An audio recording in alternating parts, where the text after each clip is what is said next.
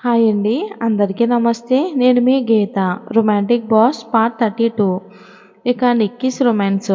నొప్పి కలిగినా సరే ఓర్చుకుంది. బట్ ఈరోజు అతను హార్ష్గా బిహేవ్ చేయలేదు. ఆమెను ప్రేమగా చూస్తూ తన ప్రణయ మధుర కలయిక యుద్ధాన్ని కొనసాగిస్తున్నాడు. తీయగా మూలిగింది. ఆమె మూలుగుతూ ఉంటే అతనికి చాలా సంతోషంగా అనిపించింది. అతని పనిని ఆమె కూడా స్వీకరించింది. ఇద్దరూ సంతోషంగా ఒకరిలో ఒకరు కలిసిపోతూ దేహపు దాహాన్ని తీర్చుకుంటున్నారు. అసలు అలుపన్నదే రాలేదు. గాయాలు అయ్యాయి. అవి కూడా తీపిగా. మిగతా కళ్ళల్లో నీళ్లు. అవి కూడా ప్రేమతో వచ్చాయి. నిఖిల్ తనపై చూపించేది కోపం కాదు, అసహ్యం కూడా కాదు. మరేంటి? అతని మనసులో ఏదో ఉంది. అది ప్రేమ లేకపోతే కోరిక మాత్రమే ఉందా అనేది అర్థం కావట్లేదు. కాకపోతే చాలా కేర్ చూపిస్తాడు. ఆమెను కష్టంలో ఆదుకున్నాడు. తన కన్నవాళ్ళను కూడా రక్షించాడు. వాళ్ళు అప్పుల్లో ఉంటే అప్పు తీర్చి పొలాన్ని కూడా విడిపించాడు. తన వాళ్ళు అతని వాళ్ళలా చూసుకుంటున్నాడు. నా కంట్లో నీళ్లు చూడలేడు. నాపై ఎనలేని ప్రేమను చూపిస్తాడు. నోటితో వచ్చే మాటలు ఒకలా ఉన్నాయి. ఆయన చేతలు మరోలా ఉన్నాయి. ఇక చూపులు వేరేలా ఉన్నాయి. ఎలా అర్థం చేసుకోవాలో నిన్ను? రావణని పేరు పెట్టుకున్నాను. చూస్తే రాముల్లా, చేష్టలు కృష్ణుల్లా ఉన్నాయి. నా కన్నయ్యలా నీ మనసు కూడా వెన్ననా అని అనుకుంటూ నిఖిల్నే చూస్తుంది. కన్ను ఆర్పకుండా అతన్ని చూస్తున్న నిఖిత ఫీలింగ్స్ను గెస్ కొట్టాడు నిఖిల్. ఐ కాంటాక్ట్ మిస్ అవ్వకుండా ఉండాలని క్రితం టైంలో రొమాన్స్ టైంలో ఆర్డర్ చేశాడు కదా నిఖిల్. అదే పాప ఫాలో అవుతుంది. చాలాసేపు తమ రొమాన్స్ను కంటిన్యూ చేసి అలసిన దేహంతో తన ఎదపై పవలించాడు. నీళ్లు నిండిన కళ్ళతో అలసిన దేహంతో తను కూడా అలానే పడుకుంది.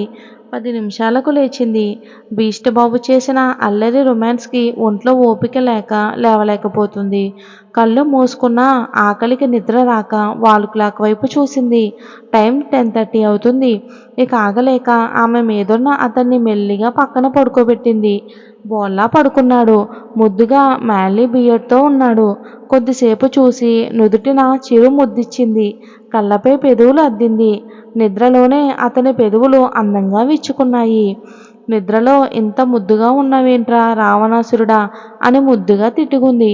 ఇంత అందమైన కొడుకును కన్నారు. నువ్వు ఎవరి పోలిక అని థింక్ చేసింది బేబీ. రాము సార్ అంత హైట్ ఉంటారు మీరు. మరి చందన మేడం?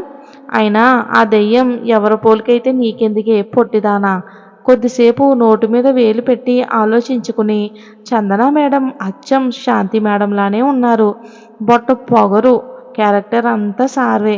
మళ్ళీ నిఖిల్ని చూసి అసలు మీరేం తప్పు చేశారు? ఎందుకు వాళ్ళ నుంచి దూరంగా వచ్చారు అని పైకి అంది. ఎవరికి భయపడని మీరు అర్జున్ దత్తా సార్కి అంతలా ఎందుకు భయపడుతున్నారు? $1,000,000 క్వశ్చన్స్లా ఉంది.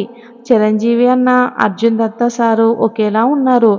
ఇద్దరు ఒకరేనా లేక ఇద్దరు వేరునా అని తల గోక్కుంది. నీ చిట్టు బ్రెయిన్కు అంత స్ట్రెస్ ఇవ్వకు. అది పేలిపోతుంది. వెళ్ళి ఫ్రెష్ అవ్వు.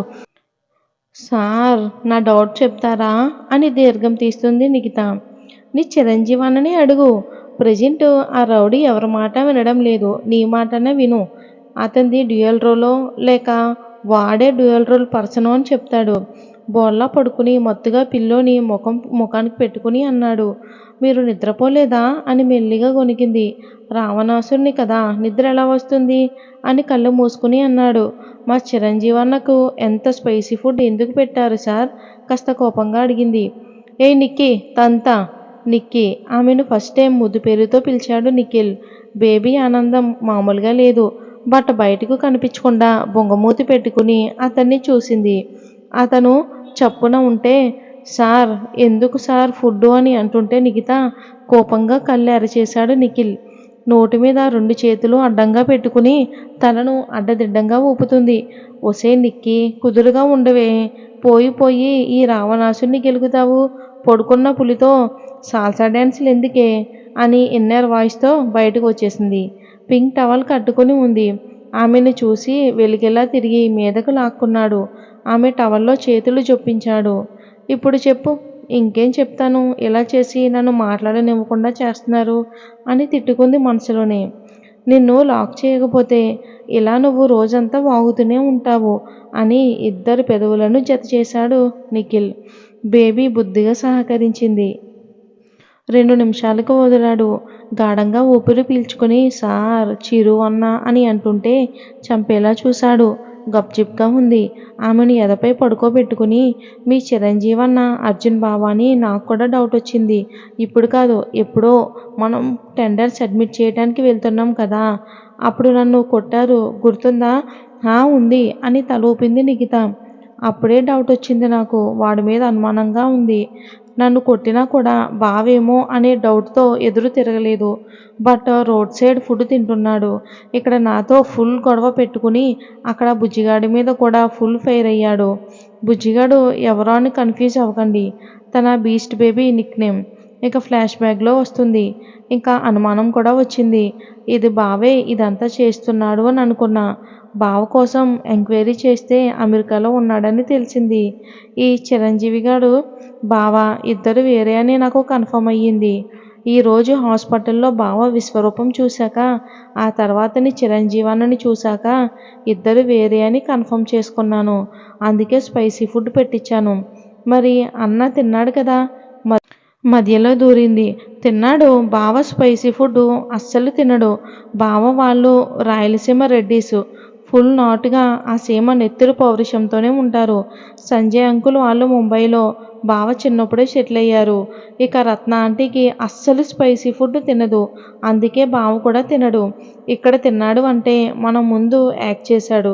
మనం కూడా ఇద్దరు వేరే అని అనుకోవాలని. ఓ అవునా, అయితే మరి ఇద్దరూ ఒకరేనంటారా? కాదు అని కళ్ళు మూసుకుని చెప్పాడు. అయితే వేరువేరునా?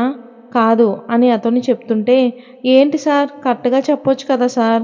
ఏయ్ చుప్ నోరు మూసుకొని పడుకో. అయినా మన బెడ్రూమ్‌లో నీ చిరంజీవి అన్న గోలేంటి? దా ఇలాగే ఉంటే వాగుతూ ఉంటావు అని ఇద్దరి పెదవులను జతచేశాడు. అసలే ఒంట్లో ఉన్న డ్రగ్స్ ఒళ్ళంతా కరెంట్ పాస్ అయ్యి రొమాంటిక్ బటన్ ఫుల్‌గా ఆన్‌లో ఉంది. బేబీ ముద్దుగా ముఖం పెట్టి క్వశ్చన్స్ అడుగుతూ ఉంటే ఇంకేం చేస్తాడు? అతను ఆమెపైకి చేరిపోయాడు. విడిగా ఉన్న వారు ఒక్కరిగా మారారు. ఆమె గంటసేపును ఉక్కిరిబిక్కిరి చేసి చెమటలు పట్టించి ఇంకొకసారి పిచ్చి క్వశ్చన్స్ అడగకుండా చేసి వదిలేశాడు నిఖిల్ నిఖితని. ఇక నిఖిల్‌కి కూడా ఓపిక లేక మత్తుగా పడుకుని పోయాడు. నిఖిత గంటసేపు పడుకుంది.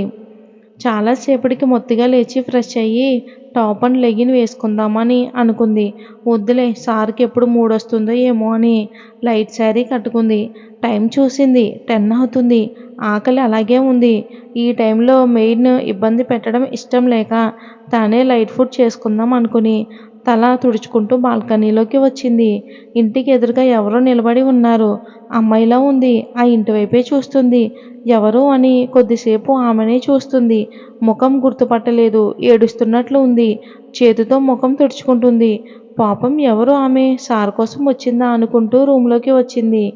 నిఖిల్‌ను లేపుదామని అనుకుని వద్దులే సార్ బాగా ఫుల్ టైర్డ్ అయ్యాడు కదా అని ఆమె వెనక గేటు నుంచి బయటికి వచ్చింది నిఖిత. ముందు సెక్యూరిటీ ఉంటారు. నిఖిత వాళ్ళ బెడ్రూమ్ ఇంటికి బ్యాక్ సైడ్ ఉంటుంది. వాళ్ళ బాల్కనీ నిలబడితే వెనక గేటు కనిపిస్తుంది. ఆ అమ్మాయి అక్కడే ఉండి నిఖితని చూసింది. నిఖిత గేటు తీసుకుని కిందకి వచ్చింది. స్ట్రీట్ లైట్ చుట్టూ చూసింది. ఆ అమ్మాయి అక్కడ లేదు. ఏంటి ఎవరో అనుకుంటూ లోపలికి వెళ్ళిపోబోయింది. ఆమె రావటం ఆలస్యం. ఒక కారు వేగంగా వచ్చి ఆమెను అందులో ఎక్కించుకున్నారు. ఎవరు మీరని గట్టిగా అరిచింది. సార్ సెక్యూరిటీ అని అరిచింది. బట్ ఆ వచ్చిన వ్యక్తులు ఆమె నోరు మూసేశారు. కారులో పడేశారు. ఆ కారు రెప్పపాటులోనే స్ట్రీట్ చివరి వరకు దాటింది. ఈ పొట్టిది బుద్ధిగా ఉండదు. ఇప్పుడు దీన్ని ఎవరు సేవ్ చేస్తారో గెస్ కొట్టి కామెంట్ చేయండి. మళ్ళీ వచ్చే భాగంలో కలుసుకుందాం. Thanks for watching.